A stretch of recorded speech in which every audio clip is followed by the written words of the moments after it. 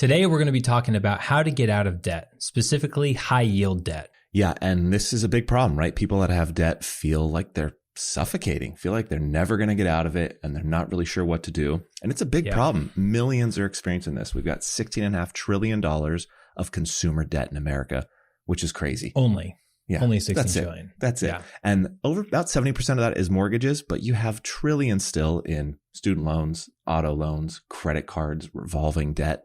It's pretty wild. So the average American has $96,000 of consumer debt, and the average American household has just over $6,000 in revolving credit card debt. That's debt that they're paying this interest on right now. Yeah.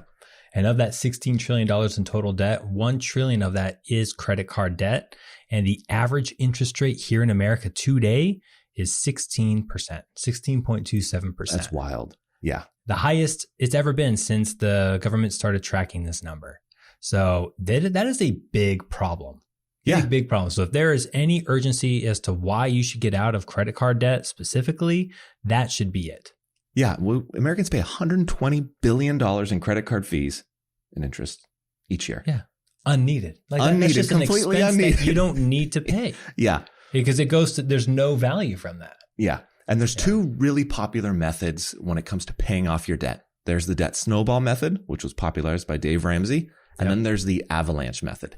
Each of these strategies have pros and cons, and they've got some pretty hardcore promoters on each side of this style. Yeah. And so we'll go through both of them and outline which one we think is the better approach. Yeah. Which one we prefer. So I still think when you're coming down to debt, though, the first thing you got to do is take inventory of your debt, right? You have 100%. To get it written down. What debt do you have? What are your payments? What are your minimum payments? What's the balance? And what's the interest rate do you have on those? I think that's step one, right? Yeah, step one. I mean, if you're going to be serious about paying off your debt, you need to know what your budget looks like. Yeah. Bottom line, you cannot have a plan if you don't know where your money is going. So step one, figure out what your income is, what your expenses are, because as Dave Ramsey says, you're going to have to be serious about this if you really want to pay off your debt. Dave Ramsey is hardcore. He's very hardcore. He's sell the You got to cat. get 16 part-time jobs. You've got to sell everything in your house to where your kids think that they're next. Yeah. You got to name your dog eBay and put your dog on there. It's so All funny. of that. But it is serious. important because you can't just make, if you have kind of revolving credit card debt, let's use an example, and you're paying 16%. At that rate, if you're not paying it off and you're just making minimum payments, your debt is going to double just over every 4 years. Yeah. So just making minimum payments. That is scary. When that should frighten everyone out there watching this video. Absolutely. You need to focus on this and go, I am putting everything into it. So once you list out what are these debts, what are the rates, then you get your income expenses. You do have to look at, is there something I can cut? Even if it's short term, is there something I can do to put more money than the minimum payment on this debt? It's got to be a 100% lifestyle change. You've got to be all in on this to get out from under it. Yeah. And I still think there's oftentimes people think, well, what do I do? Do I tackle my debt? Do I have savings? Do I invest? What about my 401k match? And I think we're both in alignment of this. Yeah. Get some cash savings, of course, have that. You got it. That's step number one. So this is our sequence of savings, right? So bottom line, you got to have some type of an emergency reserve because life is unexpected. You have an accident, a hospital trip, something can happen. You need to have liquid cash available just in case. Yep. But aside from that, high yield debt should be your number one priority. Yep, absolutely. It's attack that first. If you've got credit cards that have 16%, you paying that off, view it as a guaranteed return. You're not getting a guaranteed 16% from the stock market, real estate, bonds, anything. So this is your number one priority because, again, this is just going to compound and it's going to keep doubling on you before you know it. Yeah. And it's going to prevent you from achieving any other goals that you may have. So retirement goals, buying that house, taking those nice vacations, paying for your kids' college education. If a lot of those are going to be extremely difficult to achieve, probably not going to be able to achieve it if you have this outstanding credit card debt and it continues to compound. Yeah. So, and ignoring the emotional toll that it takes on people. I mean, this is a huge stressor of people. It's just this debt and feeling like I'm never going to get out from underneath this. I'm done. I'm just going to be paying this off the rest of my life. It's a big stressor on marriages too. Yeah, absolutely. Okay. So we got two methods. Let's start with the snowball method here. All right. So break down the snowball method. So the snowball method is popularized by Dave Ramsey. And basically what it says is you're going to organize all of your different debts according to balance. So you're going to have your smallest balance first, second smallest, third, all the way to the largest balance. And you're going to be making your minimum monthly payments on all of these different debts. Mm-hmm. And then you're going to take any excess savings that you do have and just plow it towards the smallest debt first. Yep. And so once that is paid off, then you're going to take that payment plus any extra savings that you have, and you're going to put it towards debt number 2, your second smallest. That next smallest. Mm-hmm. And you're just going to keep snowballing that through and through until you're completely paid off. And the idea is from this is that it's more of a psychological benefit because you pay off debt number 1, you now have gained some momentum into debt number 2. And then once you pay that off, you've gained even more momentum into debt number 3.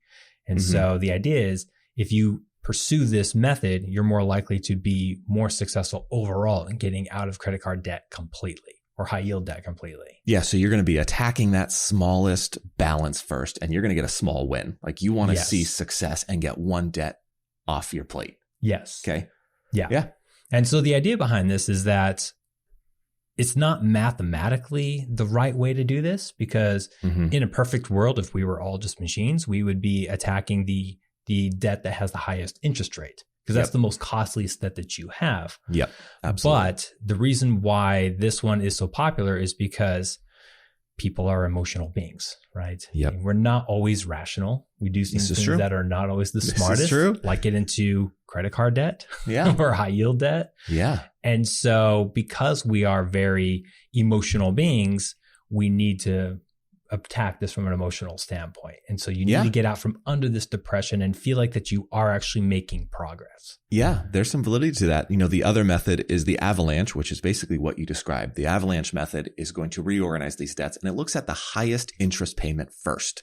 And then you're going to go and put all your money towards that, make the minimum payments on the other one, but you're attacking that highest interest payment first. And mathematically, this would be technically the proper way to do it. This is going to get your highest return on your payment schedule because it's going to reduce the overall interest you pay. Right. But depending on that debt, that might be one of your higher debt amounts. It might be, and you might not see the progress. So this is the ultimate debate we see. And we've been on different ends of the spectrum here on which one's best. Right. I have personally leaned towards the avalanche method of if I give a recommendation, because in my mind, as you know, a CFP, I think, hey, this is the good answer.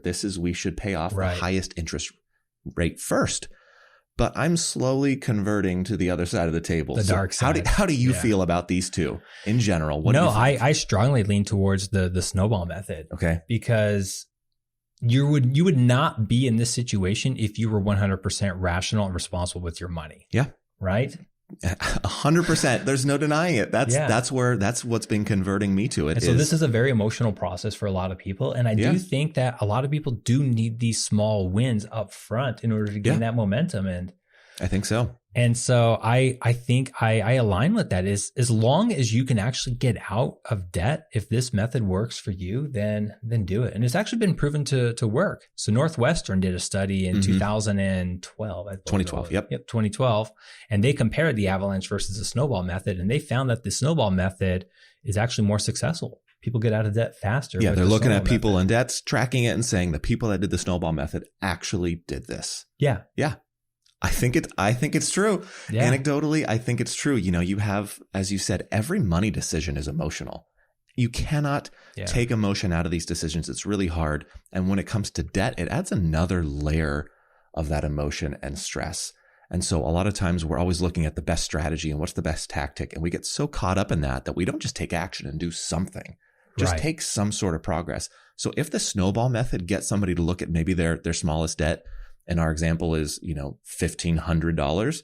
Yeah. If somebody sees light at the end of the tunnel and goes, I can get that one done, it truly does build momentum. It's like any type of, we're at the start of the year here, all these New Year's resolutions that people make that are huge and grand. Yeah. And sometimes it's just taking these small steps. Just take what's the first step I can take to make progress. Yeah. And that's the best decision for some people, because even if we do the best mathematical decision, as you said, if we don't do it, it doesn't work. Yeah, it doesn't help us. Yeah. I mean, you're asking people, or you're asking yourself, if you're actually doing this yourself, you're asking yourself to make a lifestyle change, right? This is a very emotional, spiritual change that you have to undergo. And oftentimes, if you're married, you have to get your spouse on board with this as well. Yeah.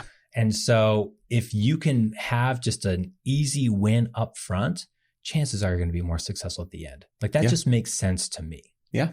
It really does. I agree. I used to be more Avalanche, and I'm just slowly moving my way to the Snowball, slowly moving it where I think that's going to be the best strategy for the majority of people. Yeah, obviously you got to do what works for you, right? So if you feel like that you can actually pursue the Avalanche method and be 100% aggressive with that, and that you could actually pursue that and tackle it, by all means, pursue the Avalanche If method. that motivates you, right? If say paying the least amount of interest motivates you, great, go for that. I don't want to spend I don't want to give one extra dime to these credit card companies or this student loan issuer. But you've got to do something, right? That's the main takeaway. Right. So list out your debts. Analysis by paralysis. Exactly. List out your debts, figure out what you've got, take a look at your expenses, whether it's, manual tracking for a little bit, use a Mint or a YNAB, just figure out where can I pull money from short term to attack these debts. And then pick whichever one suits you best and just get after it, because that debt is going to compound so quickly. You've got to be aggressive. Yeah. Dave Ramsey has a great stat. He says that people within his program, I'm not promoting Dave Ramsey. There's some good things about Dave Ramsey. It's a whole other video. I think he's good. He does a really good job with this. But he said that people actually who pursued the Snowball method under his program got out of debt within 18 to 24 months on average. That's amazing. Yeah. But he said like they were hardcore. They took part-time jobs. They sold everything. They cut expenses down to the bare minimum. He said, shaving your head, I'm assuming people were just giving themselves haircuts because they didn't want to pay for a haircut. So they were relentless on that. But it got them out of debt and it got them on the right track. And that's just a huge weight lifted off of their shoulders. So yeah. And one thing that really moved me a little bit for themselves. Exactly. One thing that moved me from like the Avalanche to the Snowball was listening to another podcast where PhDs were debating basically debt payoff schedules. And they were all very much in the academia world of do the Avalanche method, pay off the highest rate first. That's what makes logical sense. But then the other person basically said, how many PhDs have ever actually gotten a real person out of debt?